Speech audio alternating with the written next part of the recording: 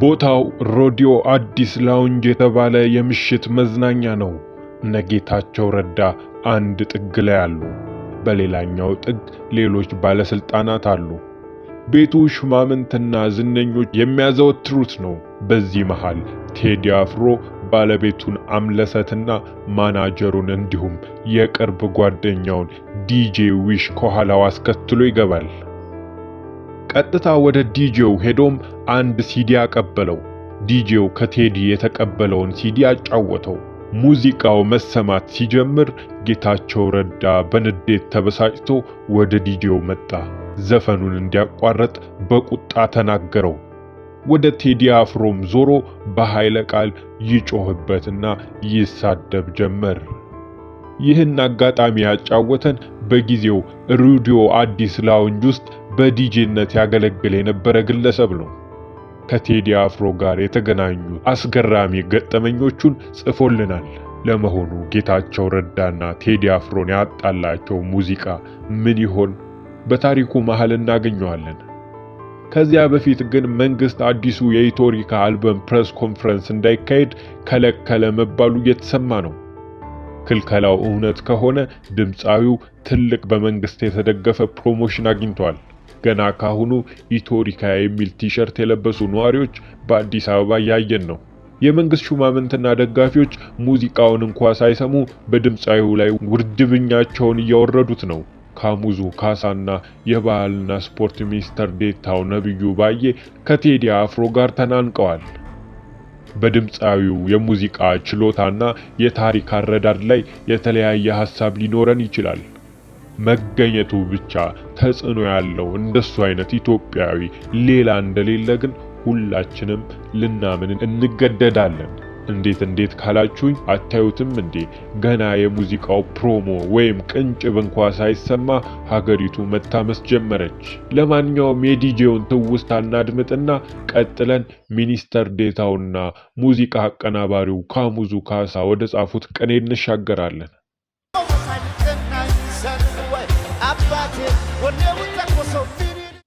እኔና ቴዲ አፍሮ የተዋወቅነው 2004 ዓ.ም ከ14 ዓመት በፊት ሮዲዮ አዲስ ላውንጅ ዲጄነት በሚሰራበት ጊዜ ነበር። ሮዲዮ አዲስ በጣም ክላስና አሁን ድረስ ተወዳጅ ቤት ነው። ባለስልጣን፣ ባለሀብት፣ ታዋቂ ሰዎች የሚያዘወትሩበት መዝናኛ ቤት ነበር። እኔም ከልጅነቴ ጀምሮ ለተከታታይ 13 ወይም 14 ዓመታት ሮዲዮ አዲስ በዲጄነት ሰርቻለሁ። ዲጄነት ከሰራውበት ቤቶች ለሬዲዮ ልዩ ስሜት አለኝ። አሁን ለደረስኩበት የህይወት መንገድ ትልቅ አስተዋጽኦ አለው። ብዙ መንገዶችን አቅልሎልኛል። አሁን ላይ በስራም በተለያየ መንገድ ወዳጆቼ የሆኑ ሰዎች አብዛኞቹ ሮዲዮ የተዋወቅኳቸው ሰዎች ናቸው።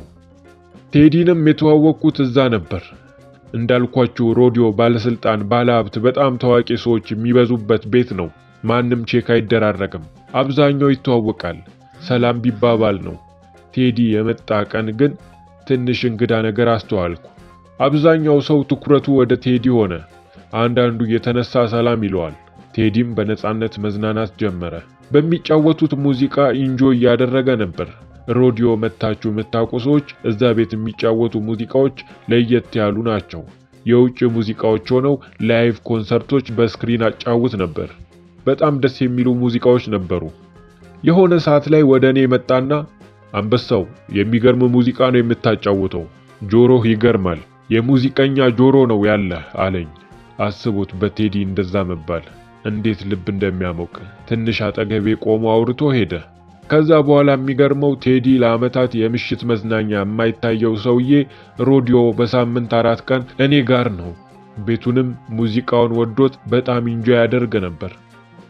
የዛን ጊዜ ጥቁር ሰው አልበም እየሰራ ነበር። ማታ ከስቱዲዮ መልስ ተሰብስበው ይመጣሉ። ጥቁር ሰው አልበም ከመውጣቱ በፊት ሮዲዮ ሁሉንም ትራኮች አጫውቻቸዋለሁ። ስቱዲዮ ሰርተው ሲወጡ ይዘውት ይመጣሉ።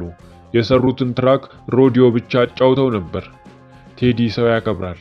እንደዛ ለፍቶ የሰሩትን ስራ ከሞከርነው በኋላ እኔን ይጠይቀኛል። አንበሳው እንዴት ነው? እንዴት አየህ? ይለኛል።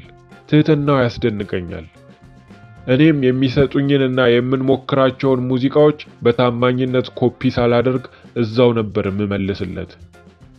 ስለ ትህትናውና ሰውን በፍቅር ስለሚያሸንፈው አንድ ገጠመኝ ልንገራችሁ።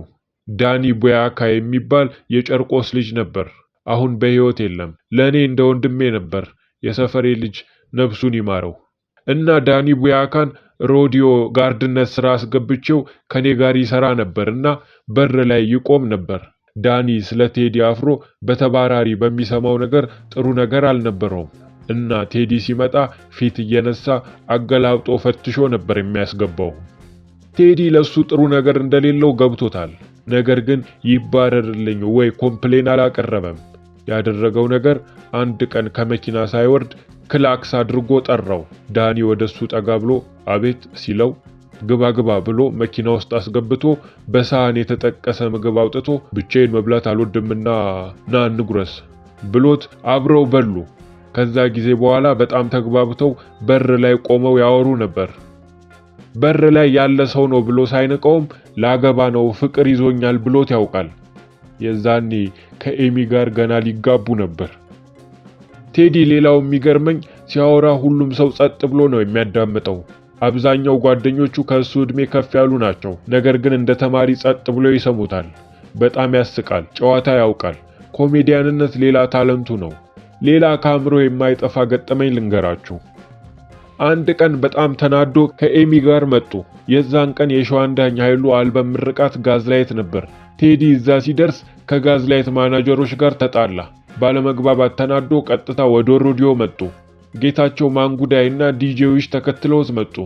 ትንሽ እንደቆዩ ከመኪና ውስጥ ሲዲ ያስመጣና አንበሳው ክፈችው አለኝ። አዲስ ሙዚቃ እንደሆነ ገባኝ። የሚገርመው አዲስ ሙዚቃ ሲሰጠኝ ለብቻዬ ሳልሞክረው ቀጥታ ነበር ማጫወተው። እንደውም የሮዲዮ ባለቤት ቤቱ ውስጥ ብዙ አይነት ሰው ስላለ መጀመሪያ ለብቻው ስማው ይለኝ ነበር። እኔ ግን እንደዛ አድርጌ አላውቅም። ቀጥታ ነበር ማጫወተው እና የዛኔ የሞከርኩት ሙዚቃ ለዋሊያዎቹ የሰራው መሬት ሲመታ የሚለው ነበር።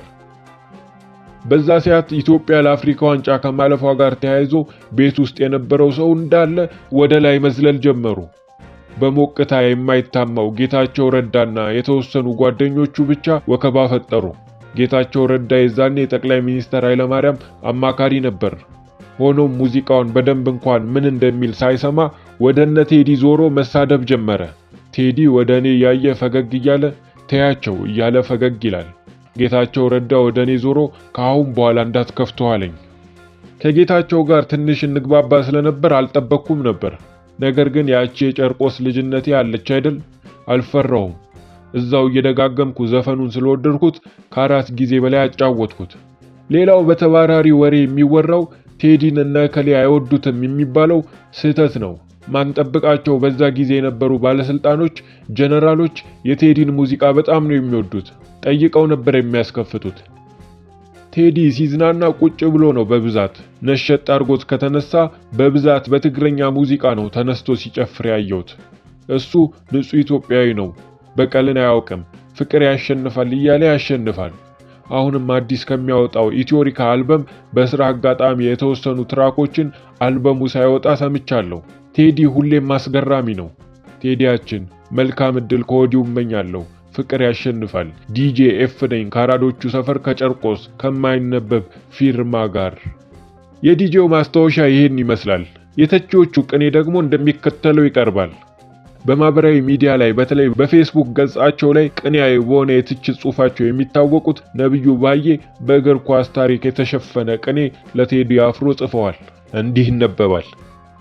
የሼፊልድ ዌንዝዴይ ደጋፊ ሆነሽ ለትንሳኤ የሼፊልድ የዋንጫ ዘፈን አውጥተሽ የአርሰናል፣ የሊቨርፑል፣ የማንቸስተር፣ የሲቲ ብሎም ሁሉም የሊጉ ቡድኖች ደጋፊዎች እንዲሁም ጊዜያቸውን ሁሉ በጾምና በትጋት ያሳለፉ የትንሳኤው ምዕመናን በዘፈኔ ይደንሳሉ ብለሽ ከጠበቅሽ ዓለሙንም ኳሱንም በሰመመን ነው የምታዩ ማለት ነው። ኳስ ጨዋታው በሚታይበት ቀን እየተኛሽ ማታ በስካር መንፈስ በምታዩ የሃይላይትና የጨዋታ ዘገባ ተመስርተሽ ስለ ሊጉ ቁርር በሚል ድምጽ ለመተንተን እንዳትሞክሪ ኳስ አዋቂዎች ይመክራሉ። የካታንጋም የትሪቡንም የምስማር ተራም የከማና ንሽም ተቀማጮች ምክር ይለግሳሉ። ሃላንድ ሃዋርድ መስሎሽ እንዳትሳሳቺ የሊጉ ተከታዮች ያሳስባሉ። ወይ ኳሷን በደንብ ተመልከቺ ወይ ስለማታው ሀድራ ቀሽረሽ አንቆርቁሪ። ግን ደግሞ ሼፈልድ ዩናይትድ በዚያኛው ሊግ በሻምፒዮንሺፕ አውራ መሆኑን ራሱ አታውቂ ይሆናል እኮ ይሄኔ። በስመ ዩናይትድ ማንቸስተር ዩናይትድ ያው ዩናይትድ ነው ብለሽ ማንቸስተር መስሎሽ ይሆናል እኮ ይሄኔ። ሁሉን አጭሰሽ በጭስ ተደብቀሽ አትመልከች ይባክሽ። ይሄ የነብዩ ባየ ጽሑፍ ነው። በነገራችሁ ላይ ነብዩ ባየ የቲያትር ትምህርት ተመራቂና የቲያትር መምህር የነበሩ ሲሆን አሁን ላይ ከፍተኛ የመንግስት ሹምና የብልጽግና ፓርቲ ተመራጭ ናቸው። ይሄ ጽሑፋቸውም ለቴዲ አፍሮ የተላከ ነው የተባለ ሲሆን ድምፃዊውን በምሽት ስካርና ጭስ ወርፈውታል። ቀጥለን ደግሞ ካሙዙ ካሳ አድርሱለት ብሎ ወደ ጻፈው ግጥም እንሻገር። ገበየው ቢሞት ሲተካ ባልቻ የምትቀጥል ሀገሬ ብቻ መድፉ ሲያጓራ ጥይት ሲያውካካ ወታደር ቆሞ ወድቆ ሲተካ ሀገር ሲዋቀር ፍኖት ሲለካ ባለ ብዕሩ ሪዝ ቢያስመካ መመርመሪያውን ሐኪም ቢሰካ ቁጥር አዋቂ ብቻ ለብቻ እየተባለ አንተነህ ባልቻ እየታመነ ሲይዝ ኮርቻ ገበየው ቢሞት ሲተካ ባልቻ የምትቀጥል ሀገሬ ብቻ እየተባለ ሲኖር ባገሬ ተናገር ሲባል በአፍ ከንፈሬ ተቀመጠልኝ ከሊቅ ወንበሬ። አእምሮ ገዢው ካብራክ የወጣ ክራሩን ይዞ ኪኔ ቢመጣ ምነዋ ጡፍ ጣፊ እንዲህ ተንጣጣ። ከያኒ ለአገር የለውም ዕጣ ፈርምልኝ የፎቶ ጣጣ የዝናን ሽቶ ድሎት ቂናጣ የምሽት ድልቅያ ያውሬውን ዕጣ ሀገር የሸሸ ትውልድ የቀጣ ተስፋ ጨልሞ ተስፋውን ያጣ ሰዶማዊ ጭቃ ነፍሱን አሲዞ በጭስ ደንብዞ ባረቄ ፈዞ ድምጥ አልማዙ አባቱ ተንጫሮ ለዞ ከከተፋ አምባ ከሚኖር ናውዞ የቀን ቀን ጭምብል ፈጤ በላጣ ጦቢያዬ ማለት ሳንቲም ፈለጣ ይህስ ይቅርብኝ ብሎ ቢወጣ አሺሽ አጢሶ ሰሪ ከመንቀፍ በቀን ቀን ቅን መንገድ ኪኔ ቢሰለፍ ምነው ጡፍ ጣፊ እንዲህ ተንጣጣ ከማላቀስ በቀር ከማልቀስ ዕጣ ለአገር ቀን በቀን ለተስፋ አይምጣ አድርሱለት። እንግዲህ ካሙዙ በግጥም ይሄን ብሏል። የሙዚቃ አቀናባሪውና የሚኒስተር ዴታው ይሄን ያሉበት ምክንያት ምን እንደሆነ በግልጽ ለማወቅ ያስቸግራል። ምክንያቱም የድምፃዊው ሙዚቃ ወጥቶ አልሰማንም። ስለ ግም ቢዝፈን ስለ ሀገር ወይ ስለ ሴት ባልታወቀበት ሁኔታ ይህ ሁሉ ቅድመ ውርጅብኝ አስፈላጊነቱ ለምንድን ነው? መልሱን እርሶ በኮመንት መጻፊያው ላይ ያስቀምጡልን። እኛ እዚህ ጋር አበቃን። ቸር ጊዜ